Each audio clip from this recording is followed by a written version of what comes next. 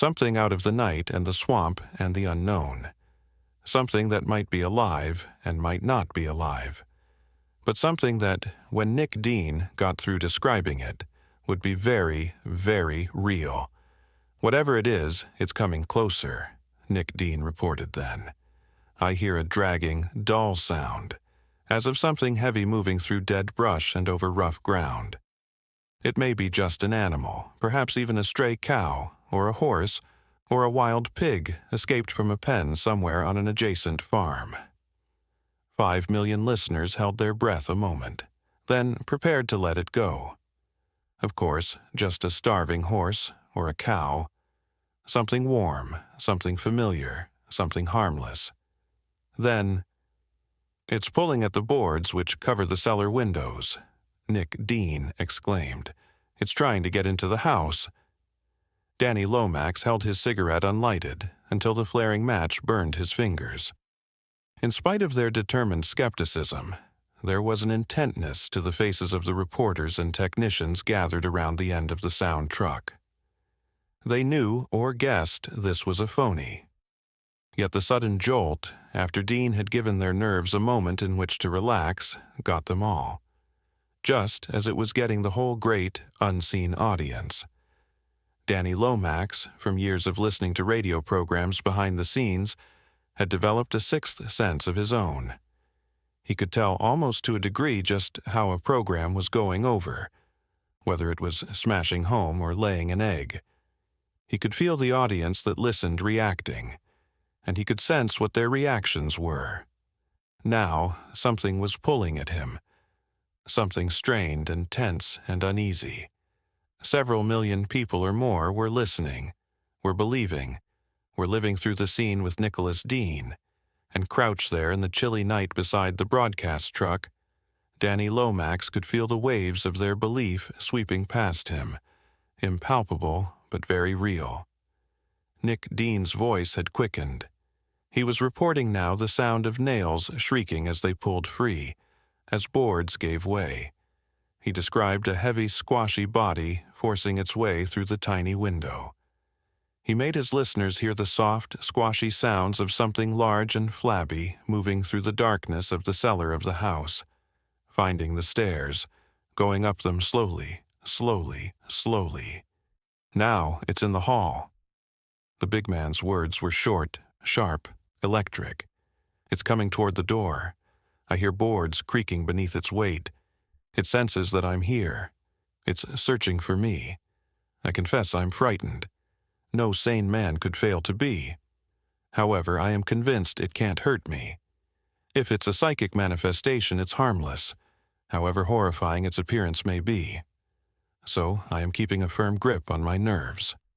Only if they betray me can I be endangered. They will not betray me. Whatever it is, it's just outside the doorway now. I can sense it looking in at me. The room is in darkness. The moon has set. I have my flashlight, though, and I'm going to turn it full on the thing in the doorway. I can smell a musty, damp odor as of swamps and wet places. It is very strong, almost overpowering, but now I'm going to turn on the light. Nick Dean's voice ceased. Danny Lomax's wrist watch ticked as loudly as an alarm clock. The seconds passed. 10, 20, 30, 40. Someone shifted position. Someone's breath was rasping like that of a choking sleeper. Then, "It's going." Nick Dean's voice was a whisper. It looked at me, and would have entered. I could sense what it wished. It wished me. But I have the Bible and crucifix I brought tightly in my hand. The light has been shining full into its face, if I can call it that. I did not lower my gaze, and now it's going. I can no longer see it. The light of my flash falls on the black, empty frame of the doorway. It is slithering back down the hall toward the steps. It is returning to the swamp from which it came when it sensed my presence here. I can hardly describe it. I don't know what it was. It stood as high as a man, yet its legs were only stumps of grayness without feet of any kind. Its body was long and bulbous, like a misshapen turnip. its flesh grayish and uneven. It shone a little, as if with slime, and I saw droplets of water on it catch the light of my torch. It had a head, a great, round head that was as hairless as the rest of it, and a face. I cannot make you see it as I saw it. Staring into it, I could only think of an oyster, a monstrous, wet, blue-gray oyster with two darker spots that must have been eyes. It had arms. At least 2 masses of matter attached to either side of its body reached out a little toward me. There were no hands on the ends of them, just strings of corruption. That was all I could see. Then it turned. Now it is gone. It has reached the bottom steps, going down with a shuffling, bumping noise. It is moving toward the cellar stairs, the floor creaking beneath it, back to the cellar window through which it forced itself, back to the depths of the swamp from which it emerged. Yet the sense of it still hangs in this room, and I know that if my will should slacken, it could feel it and return. But it must not. I will not let it. It must return to the bottomless muck from which it came. Danny Lomax touched his dry lips with his tongue. This was it. This was the high spot. This was where Nick Dean got over, or fell flat on his face. Danny knew that whichever it was, he'd be able to sense it. And he did. Not failure. Success. The unseen currents that eddied around him were belief, the belief of millions of people wrapped in a skein spun of words. The belief of millions of listeners seeing in their minds something that had never existed, but which Nick Dean had created and put there. Tomorrow they might laugh, they might belittle and ridicule the very fact that they had listened, but they'd never be able to forget how they had felt. And now, for the moment at least, they believed. Danny let out a breath and looked at his watch. Almost midnight. Nick Dean was speaking again. It's gone now. It's outside again, seeking the swamp from which it came. This is Nicholas Dean speaking. I'm going to sign off now. I've been through quite a nerve strain. Thanks for listening, everybody. I'm glad that you weren't disappointed, that something happened tonight to make this broadcast worth your listening. Good night, all. This is Nicholas Dean saying good night. Danny Lomax saw the chief engineer throw a switch and nod to him.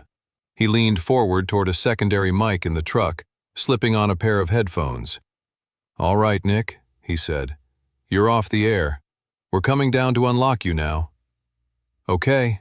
Nick Dean's voice came back, a little ragged. Hurry, will you?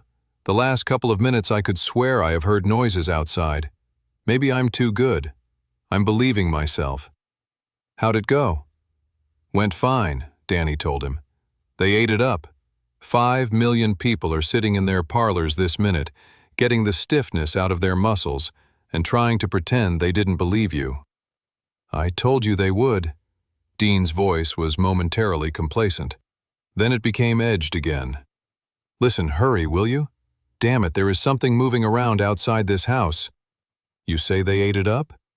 Straight, Danny Lomax told him. I could feel it. They're all still seeing that thing you described with the oyster face, crawling in through the cellar window, slithering up the stairs, standing in your doorway. Cut it, Dean ordered abruptly. And come down here. There's something coming in the cellar window where we loosened the boards for the reporters to find. Lomax turned. Oh, Joe, he called to the driver. Take the truck down in front of the house, will you? Save walking. What did you say then, Nick? I missed it. I said there's something coming in the cellar window. Nick Dean's voice was almost shrill. It's knocking around in the cellar. It's coming toward the stairs. Steady, Nick, steady, Danny Lomax cautioned. Don't let your nerves go now. You and I know it's just a gag. Don't go and... Good grief! Dean's breath was coming in gasps. Danny could hear it whistle into the mic at the other end of the two-way hookup. There's something coming up the stairs. Come and get me out of here. Danny looked up, a frown between his eyes. Joe, get going, will you? He snapped, and the driver looked around in annoyed surprise. Right away, he grunted. and the truck jerked forward. "This fast enough to suit you?" Danny Lomax didn't answer. "Nick, you all right?" he demanded of the mic, and Dean's voice, almost unrecognizable, came back. "Danny, Danny," it gobbled. "There's something coming up the stairs with a sort of thump-thump. I can smell marsh gas and ammonia. There's something making a slithery sound.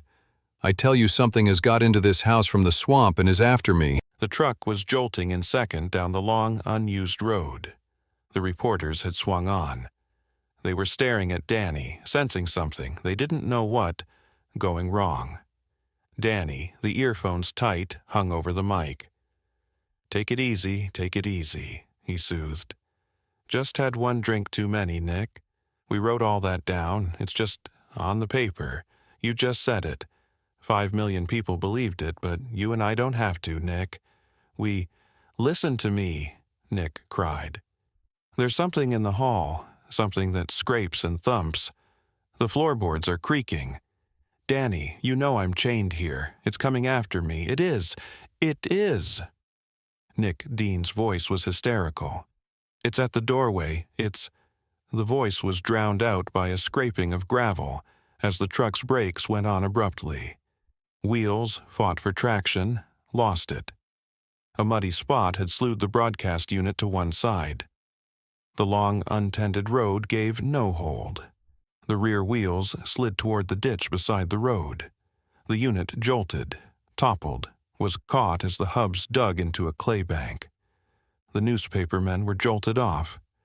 Danny Lomax was bounced away from the mic, his earphones torn off his head. He scrambled back toward the mic, pulling himself up against the slant of the body. The earphones were cracked. He threw a switch, cutting in the speaker. "Nick!" he cried. "Nick!" "In the doorway now," came the terror-shrill wail from the speaker. "Coming in. Oyster face. Great, blank, watery oyster face. Danny, put me back on the air. Tell 'em all it's just a joke. Tell 'em it isn't so. Tell 'em not to believe, not to believe. Danny, do you hear? Tell 'em not to believe. It's coming in. It wants me. It smells, and it's all wet and watery, and its face. Danny, tell 'em not to believe. It's 'cause they believe. It didn't exist. I thought it up, but they all believed me. You said they did. 5 million people, all believing at the same time, believing strong enough for you to feel. They've made it, Danny. They've brought it to life. It's doing just what I said it did, and it looks just like I... Danny, help me, help me!" The speaker screamed, vibrated shrilly at the overload, and was silent. And in the sudden hush, an echo came from the night. No, not an echo, but the scream itself they had been hearing. Faint and dreadful, it reached them, and Danny Lomax was quite unable to move for an instant. Then he galvanized into action, and as he ran into the darkness, the others followed. With horrifying abruptness, Nick Dean's faint screams had ceased. He could see the Carraday house ahead, dark, silent, tomb-like. It was 300 yards away, and the curve of the road hid it momentarily. The 300 yards took almost a minute to make. Then Danny, gasping, turned into the old carriage drive. Nick Dean's words still screamed in his mind. "They've made it, Danny. They've brought it to life. 5 million people, all believing at the same time. Could. His mind wouldn't ask itself the question or answer it. But he had felt the currents of belief. In 1 million homes or more, 5 million people had sat and listened and believed, and in the concentrated power of their believing, had they stirred some spark of force into life, had they gelled into the form of their belief a creature that, fleet, pounded behind him. Someone had a flashlight. The beam of it, thrown out ahead, stabbed the night. It played over the house, and for a moment darted into the darkness beyond and to one side. And Danny Lomax caught a glimpse of movement. A vague, gray-white glimmer of motion, a half-seen shape that moved with speed through the dense vegetation toward the 4-acre swamp south of the house, and for an instant shone faintly, as if with slime and wetness. If there was any sound of movement, Danny Lomax didn't hear it, because the scuffle of running feet and the hoarse breathing of running men behind drowned it out. But as he listened intently, he thought he heard a single scream, muffled and cut abruptly short, as though a man had tried to cry out with his mouth almost covered by something wet and soft and pulpy. Danny Lomax pulled up and stood quite still, as the newspaper men and technicians came up with him and ran past.